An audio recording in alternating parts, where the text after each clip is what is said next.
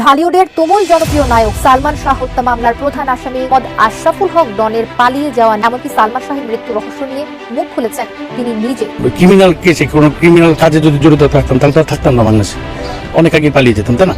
কেউ ক্রাইম করে কোনো সময় নিজের এলাকা থাকে না, থাকে।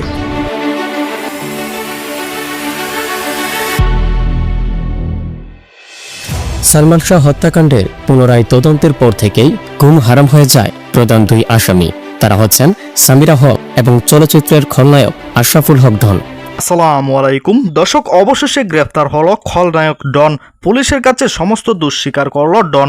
যেভাবে নায়ক সালমান শাহকে হত্যা করেছিল সকল গোপন তথ্য ফাঁস করলো। এবার তিনি পালানোর চেষ্টা করেছিলেন, কিন্তু তার আগেই গ্রেফতার হয়েছে। দর্শক, বিস্তারিত দেখতে পারবেন এই ভিডিওতে। 1 সেকেন্ডও না টেনে পুরো ভিডিওটি দেখবেন। চ্যানেলে নতুন হলে সাবস্ক্রাইব করে রাখবেন পরবর্তী আপডেট পাওয়ার জন্য। ভিডিওতে একটি লাইক করে দেখতে থাকুন সম্পূর্ণ ভিডিওটি। 29 বছর ধরে সালমান শাহর মা যে মামলাটি লড়ে যাচ্ছে, সেই মামলাটির সাথে এবার সালমান ভক্তরা যোগ দিয়ে আরও কঠিন করে তুলেছে। পরিশেষে বাধ্য হয়ে পুলিশের কাছে আত্মসমর্পণের সিদ্ধান্ত নিয়েছেন আশরাফুল হক ডন। হ্যাঁ প্রিয় দর্শক, বিস্তারিত জানতে সাথেই থাকুন। আজকে এসেছি মহানায়ক সালমান শাহ ভাইয়ের বিচার দাবিতে। হত্যাকাণ্ড ডনের সাথে সামিরার হাত আছে। ডন সালমান শাহর অগোচরে ইস্কাটন বাসা আসা যাওয়া করে। ডন আমাদের বেশ কিছুদিন আগে মাসখানেক আগে আমাদের একটা চ্যালেঞ্জ ছুড়ে দিয়েছিল। X2064 দ্বারা সে আমাদের বলেছিল যে সালমান শাহর মা আমার আম্মা নীলা চৌধুরীকে সে একটা প্রশ্ন ছুড়ে দিয়েছিল যে আমরা প্রেস ক্লাবে বসবো সাংবাদিকদের, এক পাশে সাংবাদিক থাকবে, এক পাশে ডন থাকবে, এক পাশে নীলা। সালমান ভাইয়ার হত্যাকাণ্ডের যে একটা ব্যাপার রয়েছে, ছেলে যে ব্যাপারটা ঘটে গেছে, অমীমাংসিত একটা হত্যাকাণ্ড আমরা ভক্তরা মনে করি। ইভেন অনেক আলামত, অনেক কিছু আছে, এভিডেন্স আছে।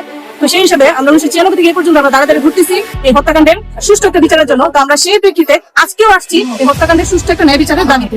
1996 সালের সালমান শাহর রহস্যজনক মৃত্যুর পর থেকেই সালমান ভক্তরা বিশ্বাস করেন এই হত্যাকাণ্ডের পেছনে ডনের হাত রয়েছে।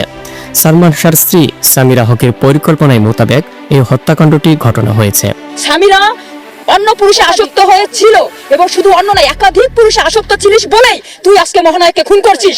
সামিরা, আপনাকে বলতে চাই, গাল গল্প না, এই যে শুরু হলো, খেলা শুরু হলো আপনার সাথে আমাদের ব্যক্তিগত কোনো আক্রোশ নাই। যা হবে আইনে হবে।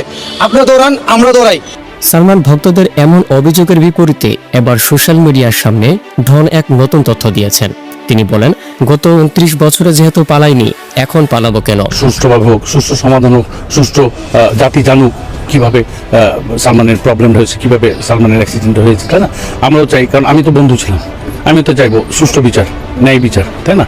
এবং মানুষজন অনেকে তো আমাদেরকে ভুল বুঝছে, কিন্তু আমরা তো ভুল বোঝার মধ্যেও আমরা যদি কোনো ক্রিমিনাল কেসে কোনো ক্রিমিনাল কাজে যদি জড়িত থাকতাম তাহলে তো থাকতাম না বাংলাদেশে, অনেক আগে পালিয়ে যেতাম, তাই না? কেউ ক্রাইম করে কোনো সময় নিজের এলাকা থাকে না, থাকে। এছাড়াও ডন বলেন, আমি বাসাতে আছি, ভাবছি 2-1 দিনের মধ্যেই পুলিশের কাছে আত্মসমর্পণ করব। সালমান শাহ হত্যাকাণ্ডের পেছনে কি ডন এবং সামিরা হকের পরিকল্পনা ছিল? চলুন এই বিষয় নিয়ে বিস্তারিত দেখে আসি। নায়িকা শাবনূরকে কেন আরো 10টা নায়িকা স্ক্যান্ডাল হবে? তোমার হাজবেন্ড একজন অভিনেতা, তৎকালীন সুপারস্টার, বর্তমান সুপারস্টার, ইন ফিউচার সুপারস্টার। তোমার হাজবেন্ড একজন অভিনেতা। তোমার তো এই ধরনের নোংরা মাইন্ড দরকার ছিল না। তোমার মাইন্ডটা দরকার ছিল বড়, ফ্রেশ, স্বচ্ছ মাইন্ডের দরকার ছিল তোমার। তুমি কেন তোমার হাজবেন্ড যখন শুটিং এ যেত ওখানে যা বসে থাকতা? ওনার মনোভাবটা কি ছিল যে আমি যখন তার পাবো না, তাহলে কেউই তার পাবে না। বিচারক মহোদয় যে বললেন, বিশ্লেষণ করলেন, পড়লেন রায়টা, পড়ার আগে যে কথাগুলো বললেন, পারলে বলেন দেখি। বিচারক মহোদয় গাল গল্প বলছে আপনার এই আইন নিয়ে, আপনাকে উদ্দেশ্য করে বললাম। এতদিন কিছু বলি নাই, শরীরের মধ্যে আপনি এগুলো হজম করছি যে আমরা মামলা পর্যন্ত নেই, হত্যা মামলা। তারপর আপনারা বুঝবেন যে আপনি আমাদেরকে কিভাবে উস্কাইছেন। আপনি প্রস্তুত থাকেন, খেলা হবে, আইনে হবে। আপনার সাথে আমরা রাজপথে করবো, আইনে করবো। আপনার সাথে আমাদের ব্যক্তিগত কোনো আক্রোশ নাই। আপনাকে আমরা আক্রমণ করবো না, কিছু করবো না, কিন্তু আইন, এই দেশের আইন অবশ্যই বিচার করবেন। আপনার জন্য, আপনি একটি মানুষকে হত্যার জন্য এই দেশে আমার জানা মধ্যে 27 জন যুবক যুবতী প্রাণ দিয়েছেন, তারও বিচার হবে। বেশি দূর আর এগোতে, বেশি দিন আমরা অপেক্ষা করতে চাচ্ছি না। এই যে দেশে ডন সামিরা প্রকাশ্যে নিজেরা নির্দোষ দাবি করছে এতদিন আর ঘুরে বেড়াইছে, এখন তো এটা হত্যা মামলা। 29 বছর পর সালমান শাহের বললো যে, ওই দিন জজ বললো যে সালমান শাহের বুকের এখানে আঘাতের চিহ্ন পাওয়া গেছে। সব মিলিয়ে টোটালি একটা হত্যা মামলা। এখন আমরা চাই এই আসামিরা যত দ্রুত পারেন সবাই সোচ্চার হবেন, আপনারা মিডিয়া সোচ্চার হবেন, সাংবাদিক ভাইদেরকে বলছি তারা সোচ্চার হবেন। তারপর যে পুলিশ প্রশাসন বলছি তাদের কাজের দ্রুত অগ্রগতির কামনা করছি, তারা যেন একটু আমাদের পাশে থাকেন, সালমান ভক্তদের পাশে থাকেন। এবং এই যে ডন সামিরা, সবার ফার্স্ট সামিরাকে গ্রেফতার করবেন। বললাম যে কান টানলে মাথা আসে, সবার ফার্স্ট ওনার স্ত্রী সামিরা, তারপর হচ্ছে ডন, তারপর আদার্স এরা এমনি চলে আসবে যারা যারা আছেন। আপনার হাজবেন্ডকে খুন করে বারবার আত্মহত্যা বলে তুই এই 29টি বছর নির্বিঘ্নে চালিয়ে যাচ্ছিস, অর্থাৎ তুই নিজেও জানিস যে তুই কি করেছিস। অত্যন্ত ঠান্ডা মাথায় ষড়যন্ত্রমূলক নির্মমভাবে তুই আমাদের মানুষটাকে কেড়ে নিয়েছিস। কেন শাবনূর, কেন মৌসুমী, কেন আদারওয়াইজ বিভিন্ন মানুষের সঙ্গে তার যে যতগুলো নায়িকা আছে, সে আরও হয়তো তার আরও কিছু করার ছিল, হয়তো তার লাইফে মাত্র 6টা বছর ক্যারিয়ার লাইফে সে যা করেছে তোর গর্বিত হওয়ার কথা, অথচ তুই এতটাই কুরুচিশীল মহিলা যে তোর গর্ববাদে তুই হিংসায় জর্জরিত। কেন জর্জরিত? একটা মানুষের ব্রেনটে তখন আসে। আপনি একটা প্রশ্ন করেছেন, অত্যন্ত সুন্দর প্রশ্ন, যে একটা নারী তার হাজব্যান্ডকে কখন খুন করার কথা বলে। আমি আমার মাইন্ডে বলি, আমি যখন আমার হাজব্যান্ডকে তখন খুন করতে চাইবো যখন আমার অন্য পুরুষে আসক্ত হয়ে পড়বো।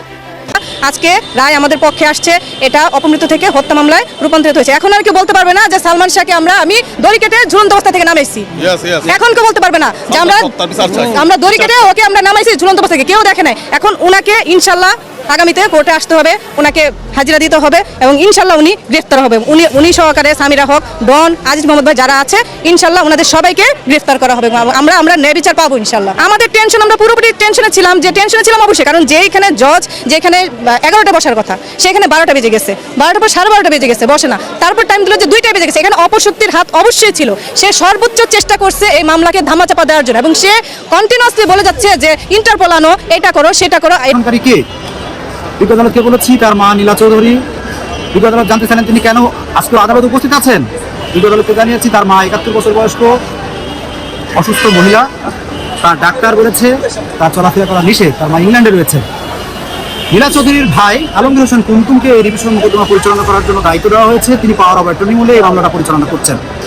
এই রিভিশন মোকদ্দমায় আমরা বিজ্ঞ আদালতে দাবি করেছি যে পিবিআই তদন্ত রিপোর্ট সঠিক হয়নি মর্মে এবং গত 31/10/2021 তারিখে যে আমরা একটা পিটিশন দাখিল করেছিলাম যে করছে এটা লেখো না, ওইটা করো না, ওইটা করো না, কিন্তু আমরা তো দমে নেবে কোনো কিছু না।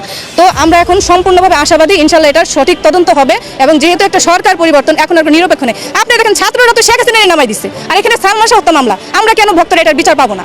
এত বড় একজন নেত্রী, তারই তো নামাই দিচ্ছে না। এবার আমরা রাজপথে নামবো, আমরা জীবন দিয়ে দেবো, এবার জীবন দিয়ে দেবো। আমরা যেটা করতে আমরা সেটাই করবো। আমরা আমৃত্যু লড়াই করে যাবো। আমরা নামছি এখানে, এটা শেষ দেখে ছাড়বো এবং এটা যে সম্পূর্ণ হত্যাকাণ্ড সেটা আমরা প্রমাণ করে ছাড়বো। এবার অপরাধীদের কোনো ক্ষমা নাই। সম্মানিত দর্শক, সম্পূর্ণ ভিডিওটি দেখলেন, অবশ্যই বুঝতে পেরেছেন ভিডিওটি গুরুত্বপূর্ণ ছিল। দর্শক, এই ভিডিওতে যে তথ্যগুলো আপনারা পেয়েছেন এ বিষয়ে আপনাদের মূল্যবান মতামত অবশ্যই কমেন্টে জানাবেন এবং পরবর্তী আপডেট ভিডিওগুলো সবার আগে পেতে চ্যানেলটিকে এখনই সাবস্ক্রাইব করে রাখুন। এই মুহূর্তে বিদায় নিচ্ছি, দেখা হবে পরবর্তী কোনো ভিডিওতে। সে পর্যন্ত ভালো থাকুন, সুস্থ থাকুন। আসসালামু আলাইকুম।